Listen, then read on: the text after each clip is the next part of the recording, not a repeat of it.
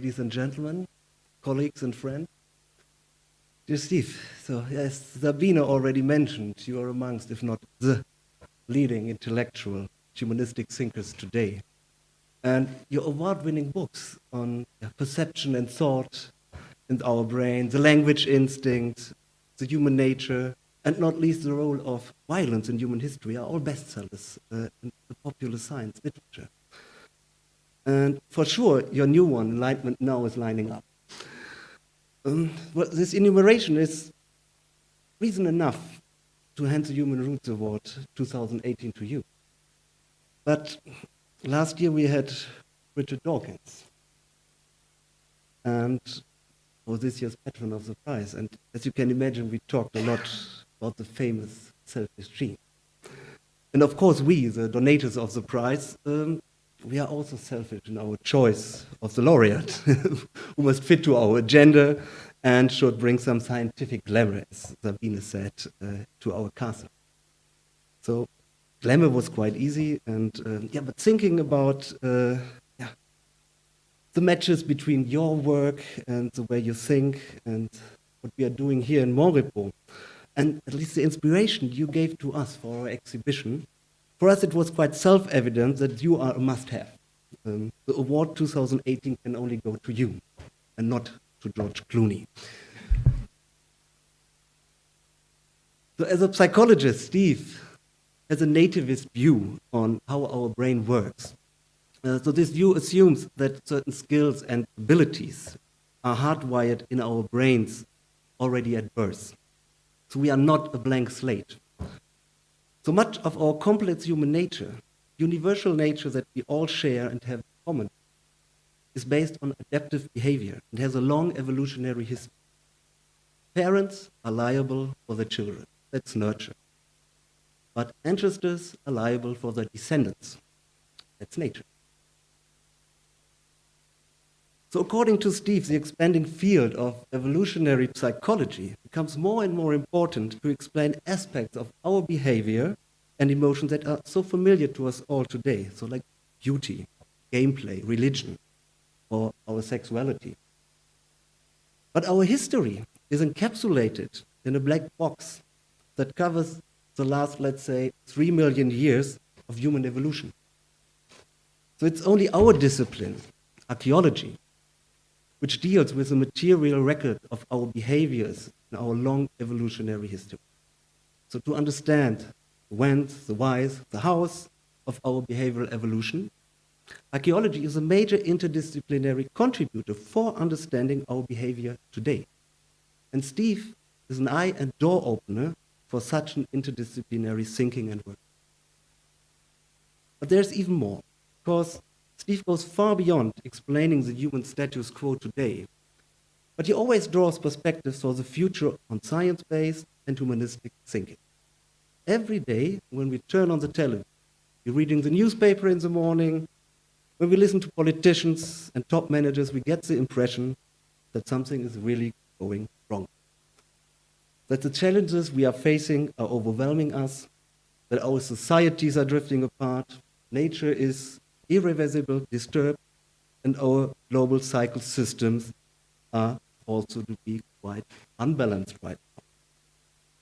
And the way we tackle these issues don't seem to be very productive. So for example, when the president of the most powerful nation on our globe declares climate change to be a hoax and a political agenda of scientists. So even the late Stephen Hawking wasn't very optimistic and advised us to abandon our Earth and find another planet. So here Steve has a totally opposite attitude, best expressed in his contribution about violence in human history. For him, the world has become more and more peaceful in the last millennials. So we are on the right path in our future. And it is a pleasure to see that you can also reach a large audience with an optimistic perspective amongst all the dreadful states of evidence that we have to consume every day. Steve's perspectives for our future are based on science and history, statistics, and humanism. The better we understand the long process of becoming human we are today, the better we will succeed to stay humans in the future. So I reiterate, archaeology can be a major contributor for this understanding. Archaeology is not about the things that happened a long time ago. Archaeology is about us today. But coming back to violence, so what makes us violent? Going on raids or even on war?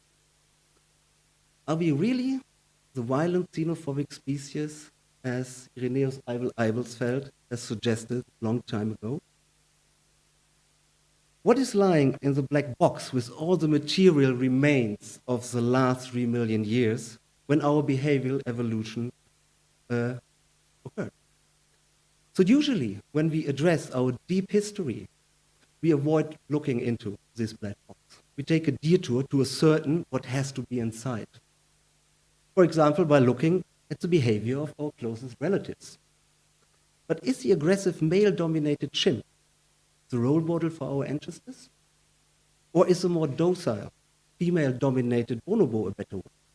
So, and if so, is the violent past in us really responsible for war and warfare? Steve says it's getting better in the last millennials. And maybe the domesticating impact of our civilizing process helps us. But what happened in the hundreds of thousands of years during our behavioral evolution?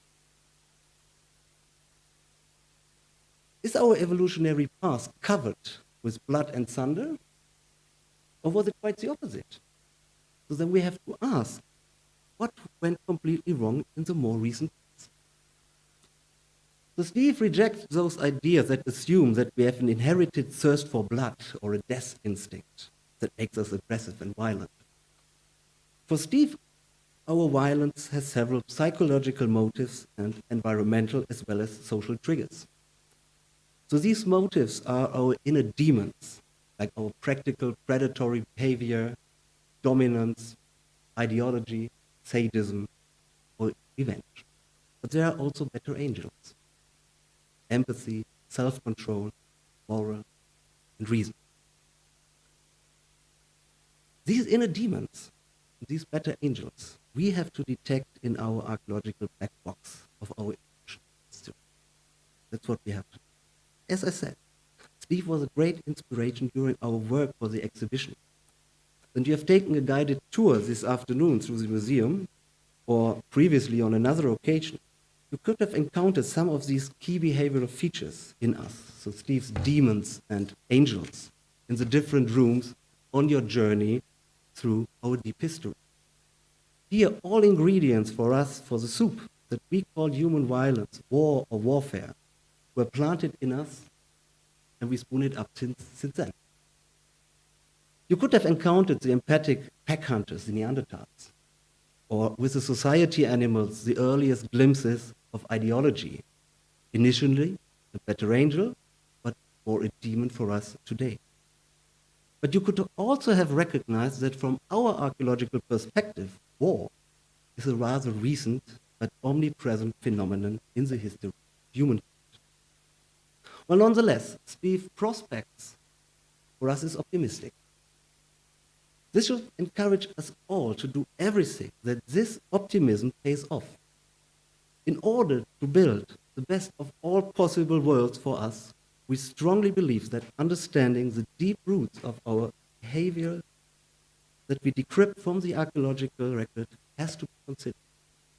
We tend to think that we are free and unconfined in everything that we do, that we want, but we cannot escape from our human nature, and we can't act against it. It's quite the contrary.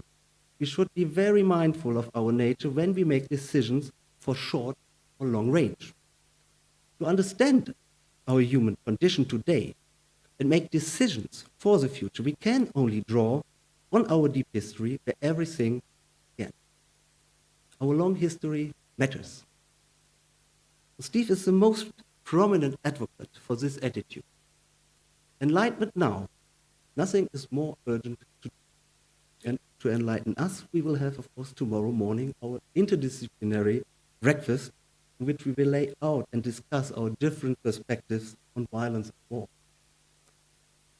So Steve, we are much more than grateful to have you here as our second awardee. And it's an honor for me to move over now to Richard, our this year's patron of the prize, of the Human Roots Award. But I must warn you, I did it again, Richard. So as with Steve, Richard is also famous for his dangerous ideas. And so in one of his last tweets, Richard recommended Steven Pinker as a Nobel Prize candidate. For literature, yes. Nobel Prize is a Nobel Prize. But anyhow, Steve and Richard, as I said, we are very selfish, and we feel relieved that this didn't happen this year, and that you are not in Stockholm now, but you are here with us in MONREPOS. Thank you, Stephen, for being here, and from England, Professor Richard Dawkins.